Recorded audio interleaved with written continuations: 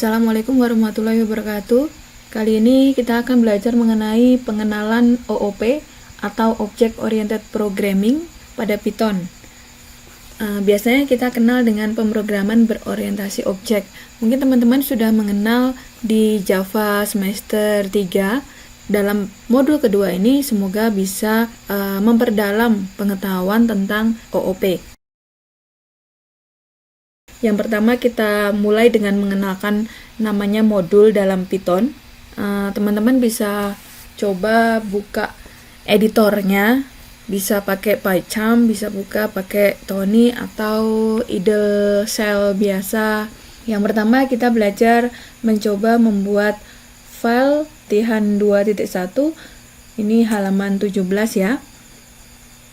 Jadi kalau misalnya sudah ada waktu untuk belajar bisa langsung mempraktekkan atau mungkin sekedar melihat dulu seperti apa gambaran praktikum. Nanti kalau ada waktu luang baru mencoba latihan-latihannya.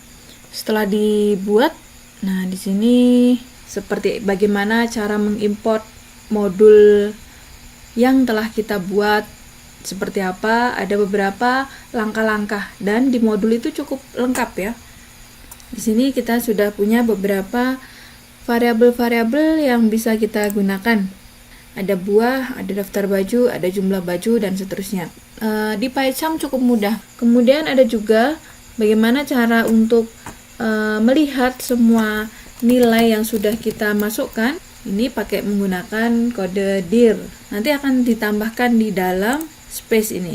Jadi bisa lihat atau bisa kelihatan di bagian ini. Kelihatan apa saja yang ada pada program yang sudah kita import. Sampai ke import math, import sys, itu juga semuanya bisa kita gunakan dari mengikuti modul yang ada pada Open Learning kita. Selanjutnya kita belajar mengenai kelas dan objek. Kita belajar pada modul praktikum kita pada halaman 19.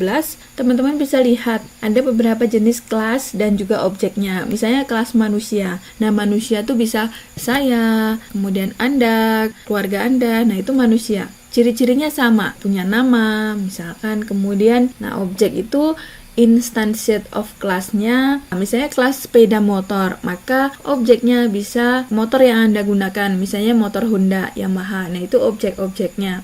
Anda bisa lihat pada halaman 20.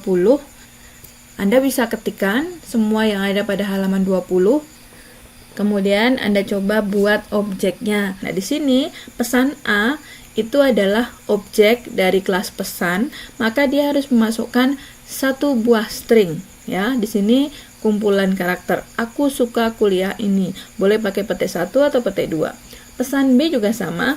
Dia menjadi objek dari pesan, objek dari sebuah kelas, maka objek itu berhak memiliki metode atau seluruh sifat-sifat dari kelas. Sehingga kalau pesan A itu bagian dari kelas pesan, maka pesan A boleh memanggil cetak ini.